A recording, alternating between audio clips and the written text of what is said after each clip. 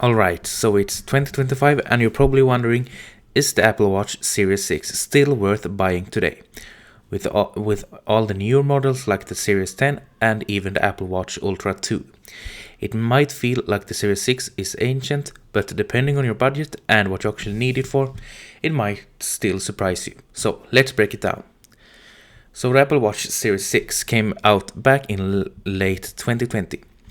It was the first Apple Watch with a blood oxygen sensor, and it has the always-on display, ECG, and of course it ran on the S6 watch chip. Well, at the time, it was a pretty huge upgrade from the Series 5. But now in 2025, the Series 6 is definitely showing its age. Apple's latest watches like the Series 10 or even the Ultra 2 are running on much faster processors with better power efficiency. The Series 6 isn't slow, but you definitely notice little lags here and there, especially with the new watchOS updates that you get with the Series 6 and Ultra 2. And the battery life on the Series 6 is also another huge point. When it was new, you get about 18 hours of charge by 2025. If you're buying one second hand, that battery is slightly degraded, so you might be charging it more than once a day unless you swap the battery. Because I have been using my Apple Watch, that's in this video, for around, well, since it came out, I have been using it pretty much daily, but the battery still lasts me, I would say 8 hours. So if you use it for more 8 hours than 8 to 10 hours a day, then you probably need to recharge it. Otherwise, you're gonna be fine if you just charge it at night or whatever. Well, the features of the Series 6 compared to the Series 10 or Ultra 2, well, you're gonna miss out on things like the temperature sensor on your wrist, the crash detection, and the improved health tracking accuracy, and brighter always-on display. Plus, the Ultra has way better durability and better life if you're an outdoor sports kind of guy or girl. Well, software support is another important thing. The Series 6 still supports the latest OS updates, but it's getting close to the end of Apple's update cycle.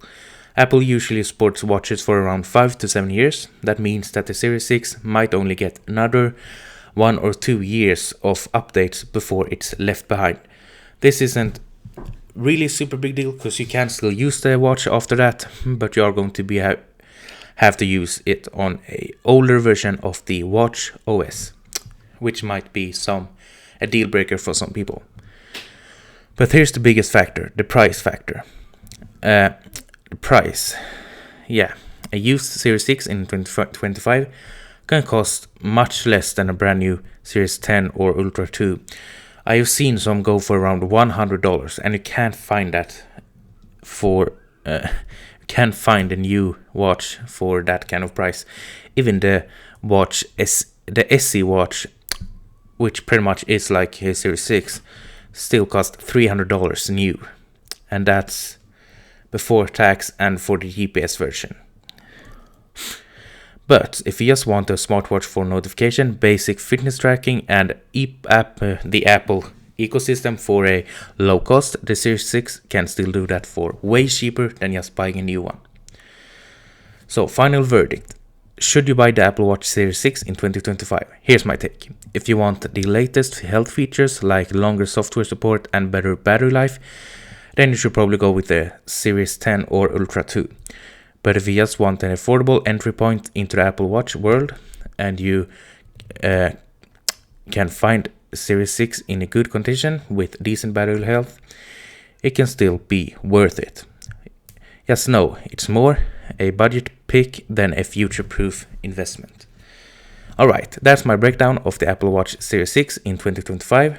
Do you think still it's worth it, or would you rather just spend the extra on a newer model? Drop your thoughts in the comments, and if this helped you, please don't forget to like and subscribe for more tech breakdowns like this. See you next time. Bye.